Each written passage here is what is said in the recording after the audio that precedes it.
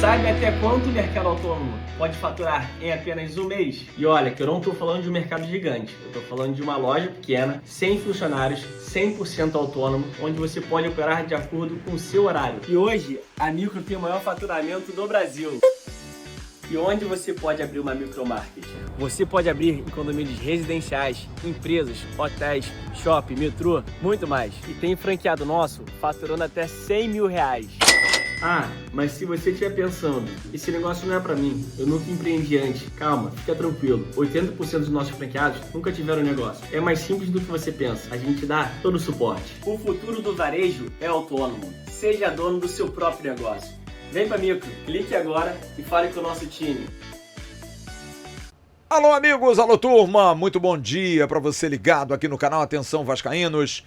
Nessa sexta-feira, dia 22 de agosto de 2025, estamos chegando bem cedinho com o Acorda Vascaínos. O Acorda Vascaínos, que tem a sua audiência todo dia de manhã com os companheiros, comigo. Obrigado mais uma vez por abrir a sua casa para que a gente entre todos os dias, todos os horários, com as nossas informações, com as nossas opiniões. Muito respeito a você que está sempre com a gente. Muito obrigado pela sua atenção. O aniversário do Vasco passou e, particularmente, não tive muita vontade de postar nada, falar nada, assim como eu tenho certeza que você, torcedor do Vasco, também está assim. Brigado com o Vasco? Nunca, jamais. O Vasco é a nossa vida, cara. O Vasco é a história que a gente tem. O Vasco é o alicerce daquilo que a gente tem como base, como conceitos, como conselhos por tudo que ele construiu nesses 127 anos. Mas é claro que a gente fica entristecido. E me chamou muito a atenção ontem o depoimento dado na Alvorada pelo presidente Pedrinho, e eu vou dar, claro, aqui uma brecha, vou dar um crédito, que era de manhã cedo também. Mas eu tenho certeza que o presidente Pedrinho está muito abatido. Está muito pressionado. Ele não está feliz. Porque ele queria que a coisa pudesse fluir mais. Mas ele não joga. Se jogasse, talvez fosse um ótimo reforço. Imagina se ele e Felipe pudessem jogar, hein? Eu acho que a gente estava numa colocação melhor no Campeonato Brasileiro. Mas ele não pode jogar. O tempo é implacável. Mas ele tenta administrativamente fazer alguma coisa, mas sabe que muitos erros são cometidos, tenta corrigi-los, mas também sabe que o futebol é o grande balizamento para isso tudo. A gente está aí há praticamente 20 dias de uma notícia importantíssima para a história do Vasco. 20 e pouquinho, quase 25 dias, quando vai ser anunciado se os memorandos de intenção são referendados e aceitos pelos compradores do potencial construtivo que vão ajudar e vão fazer a obra de São Januário. Que para mim é um diferencial, vai ser um divisor de águas na história do nosso clube. Mas a gente pouco fala disso. A gente pode falar da intervenção judicial que o Vasco tem hoje para entrar na RJ, que eu sou muito favorável diante das indecências e excrescências que foram feitas nesses últimos muitos anos. De bravatas, de compras sem justificativa, de gastos, sabe, desalmados. E a gente está nessa situação hoje, pré-falimentar, por conta disso. Porque era muito bonito, né? Porque você dizer que contratou A, B ou C, ou que você fez isso, aquilo outro, sem investir em estrutura nem nada, é muito legal. Porque quem você contratava à época, numa época em que jogador bom tinha aos montes, mas o jogador que ganhava jogo, o jogador que ganha jogo, o jogador que movimenta isso. É ele o responsável. E hoje, sem grandes jogadores, ou há muito tempo, o futebol está aí, no Brasil, com os estrangeiros fora e dentro do campo mandando. Os grandes times têm legiões de estrangeiros. Uruguaios, argentinos, europeus, treinadores portugueses. Porque o futebol brasileiro está em baixa. Absolutamente em baixa. A gente está em um ano de uma Copa do Mundo e o nosso treinador é um italiano. Pela primeira vez na história, o Brasil tem um treinador estrangeiro no comando. Isso para mim é muito emblemático. Mas a gente tem que apoiar. E eu apoio essa situação de intervenção, desse controle, que por mais duro que seja para nós, porque a gente tinha, alguns anos atrás, sempre essa ideia de que não, temos que segurar, não podemos gastar isso, não podemos gastar aquilo, mas aí se gastava numa grande bobagem. Se contratava um jogador que não tem nada a ver. Hoje não, qualquer movimento precisa ter a aprovação da AJ, né? Do administrador judicial. Então isso é responsabilidade. Antes tarde do que nunca. Mas o futebol não é um grande mistério quando você sabe fazer o básico. Dentro e fora de campo. Você não tem muito dinheiro e hoje você precisa entender claramente a distância que está se formando, mas a gente consegue ter exemplos, e longe daqueles politiqueiros, tá comparando. Não. Fortaleza, Mirassol, o Cuiabá lá atrás, o próprio Sport, que hoje não está bem, mas procura se ajustar. A gente tem vários exemplos aí de clubes que, é claro, pela falta de sustentação popular, às vezes não conseguem se segurar e que conseguem fazer futebol. Conseguem, né? Minimamente estar ali, competindo. Todo ano surge um clube que é um exemplo.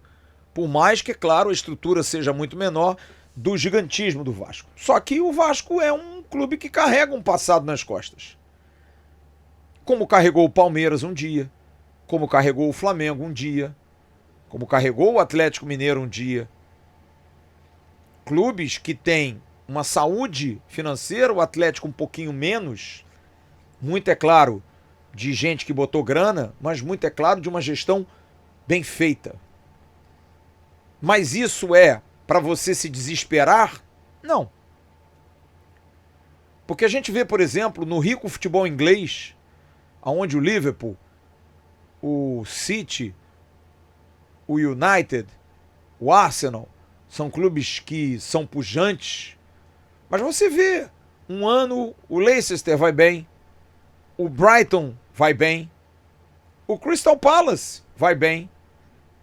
Clubes que se organizam dentro de uma dinâmica financeira, dentro de uma equação e de um fair play financeiro, para que possam minimamente competir. O Nottingham Forest, do grego Marinakis.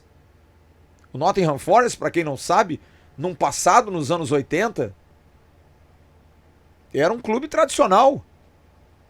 De Peter Shilton, goleiro da seleção, de Terry Butcher, de jogadores importantes do futebol inglês, disputando campeonatos na Europa. Decaiu, sumiu. Você tem o futebol europeu com exemplos como a Juventus, campeoníssima durante muitos anos, e que deu uma caída. O Napoli, de Careca e Maradona e alemão, que nos anos 80 caiu, voltou agora. Passa a ser um protagonista. Os times de Milão, principalmente a Inter de Milão. Então o futebol é muito cíclico. Mas você fazendo uma gestão minimamente capacitada, você consegue competir. Por quê? Porque o nível de jogadores não é um nível hoje absurdo. Você não contrata craques. Você contrata excelentes jogadores. Você contrata jogadores que dentro de uma esquematização, dentro de um trabalho único, você consegue jogar. Vou dar um exemplo. O Vasco que jogou contra o Santos. O que impede o Vasco de jogar sempre assim contra o Santos? Não há justificativa. Porque quem faz aquilo que o Vasco fez uma vez é porque treina aquilo diariamente e tem capacidade de fazê-lo. Mas algo acontece que o mental destrói. Por quê? Porque o Vasco é um clube sempre na dúvida. O Vasco é um clube sempre com a dificuldade, sempre com um problema, sempre no fio da navalha. Diferente desses rivais que eu estou falando, que por gestões robustas, passaram por apertos, fizeram economias, conseguiram investir em estrutura, conseguiram melhorar seus departamentos de marketing, começaram a explorar ainda mais a questão do torcedor, buscaram alternativas com o estádio. O Flamengo, nitidamente ajudado pelo governo do estado, tem o Maracanã, que é um fomento, por isso que acho que o estádio de São Januário é uma divisão de águas para nós. Mas o que eu estou falando é que esses clubes já passaram por dificuldade. A gente vê o Fluminense, nosso rival aqui no Rio, que minimamente se organizou. Tem um presidente que é muito contestado, mas é um bom administrador, o Mário Bittencourt. Claro que é. Muito tricolor não gosta pelo jeitão dele, enfim, por algumas escolhas, mas ele é um cara arrojado. Ele é um cara que mudou o Fluminense. Levou o Fluminense a ser campeão sul-americano. Entrou na história. Lá atrás arriscou, contratando jogadores mais veteranos, mas conseguiu. E hoje o Fluminense vai para o Mundial por conta desse título e acaba na 4ª colocação porque tem trabalho ali dentro. Ah, mas no Vasco não se trabalha? Não, se trabalha. Mas se comete muitos erros. E eu acho que esse é o grande desafio que o presidente Pedrinho precisa corrigir. Porque eu acho, sinceramente, que o Vasco vai demorar a buscar algo que ele ganhou lá atrás de volta. A estabilidade. A capacidade de competir. E mesmo que, para alcançar o nível dos outros, demande um certo tempo, em função de uma recuperação judicial, que vai pagar suas dívidas, que vai equacionar todos os seus problemas, que vai liberar espaço para que ele possa arrecadar, para que ele possa buscar novas receitas, eu acho que isso está acontecendo. Está se colocando um remédio amargo via goela abaixo de todos nós, que já sofremos tanto, que já tomamos outros remédios que diziam que iam nos curar e não nos curaram, mas esse remédio é um remédio que cura. Eu tenho certeza disso. Mas dói, cara. É ruim demais. É ruim porque você não tem uma regularidade, porque você não tem uma constância de alegrias, porque você vive triste, porque você vive na dúvida, porque você vive com medo. E isso por conta de tudo que a gente viveu. Alguns largam no meio do caminho, outros acreditam, outros brigam, outros querem viver uma realidade, não querem ver aquilo que está acontecendo. É normal, todos somos diferentes. Tem gente que encara um problema de uma forma, tem gente que ri num velório, tem gente que chora num casamento, tem gente que gargalha num casamento. Cada um tem seu jeito de encarar. E cada torcedor tem o direito de encarar da forma que for, desde que com educação, desde que com racionalidade, o problema do seu clube de futebol. Porque sim, como eu disse ao meu amigo Guilherme do Grupo Rão ontem, é o mais importante dos menos importantes pontos da vida. Existem coisas muito mais importantes que o futebol. Mas, para quem é apaixonado, é muito importante. Baliza a vida de todo mundo. Mas eu acho que administrativamente a gente está seguindo um caminho que vislumbra algo um pouquinho melhor. Mas o grande desafio do presidente Pedrinho é pegar esse futebol à unha, presidente. Eu ouvi ontem, presidente Pedrinho, do meu faxineiro aqui do prédio, o Ronaldo, que é um cara de altíssimo nível. Ele falou assim: Flávio, eu queria te fazer uma pergunta. O Pedrinho no Sport TV tinha ideias planilhadas de táticas de futebol, de maneira de jogar. É impossível que ele não possa trazer isso para o Fernando Diniz, por exemplo, e discutir o jogo de Caxias. Ele tem nível para conversar com o Diniz sobre isso. Ele tem nível para sentar numa mesa com o Felipe e conversar sobre isso. Não pode entregar sem cobrar. Por mais que você confie. Eu confio em todos os que trabalham aqui no canal. Mas todo dia a gente cobra, todo dia a gente pergunta, todo dia a gente quebra o pau. Sérgio Quinde ontem me perguntou: Se o Robert Renan chegar amanhã, no caso hoje, vou ou não vou, eu falei, eu não vou te responder. Ele vai ficar até chateado de eu estar falando isso aqui, mas eu não vou te responder. É um assunto importante, que se pintar os 44 do segundo tempo, vai. Acontece. Eu acho que isso é muito importante. A gente precisa resolver esse problema.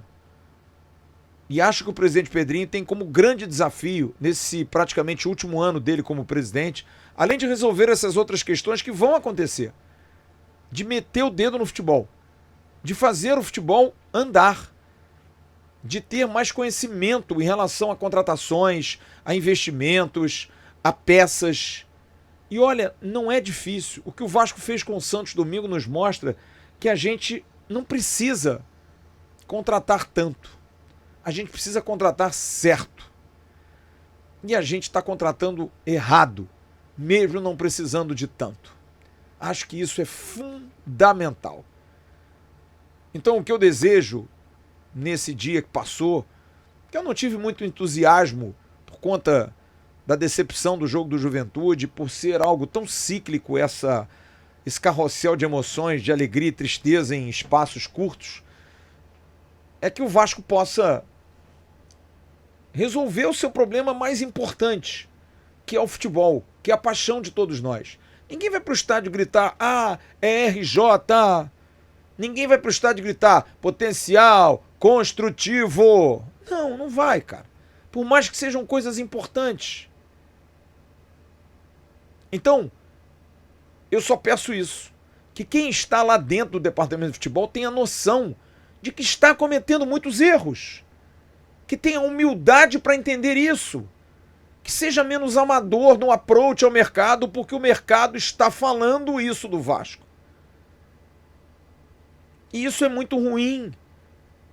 Porque as coisas que são feitas, a maneira delas, está deixando o Vasco em situação difícil. Então, que isso seja corrigido. Porque eu acho que se isso for corrigido, a gente tem aí 2 jogos. O Corinthians, para pular Corinthians e Santos. Jogo importante, o Corinthians numa situação difícil. E quarta-feira a gente pega um Botafogo combalido, eliminado da Libertadores, não vai ser bicampeão. Olha só, cara. É uma oportunidade que a gente tem ímpar. Mas a gente precisa aproveitar. Porque o torcedor do Vasco vê o Corinthians em crise e pensa o que hoje? A gente vai ressuscitar ele. Porque a gente não pensa mais, vamos aproveitar e amassar os caras. Quarta-feira, Botafogo foi mal na Libertadores, vamos aproveitar o psicológico dele. Não, a gente pensa, o Botafogo é melhor do que nós e vai se recuperar com a Copa do Brasil. A gente tem que mudar isso.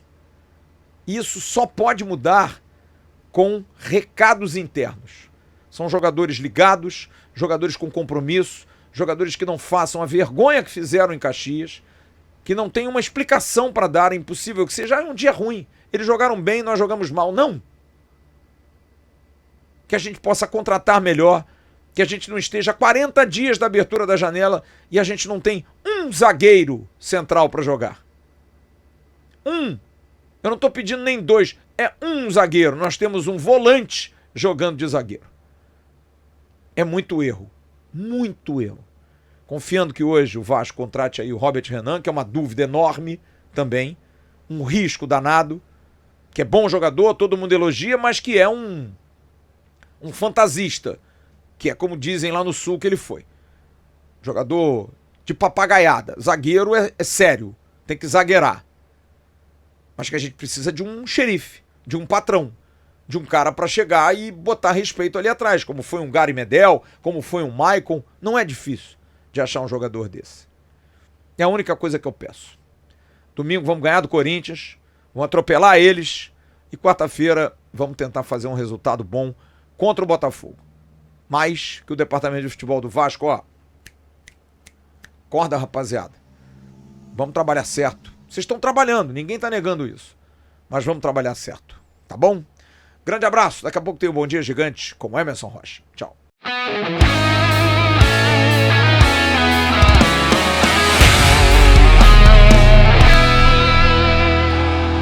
Para Roberto Dinamite, sozinho, atenção, vai enfiar, gol!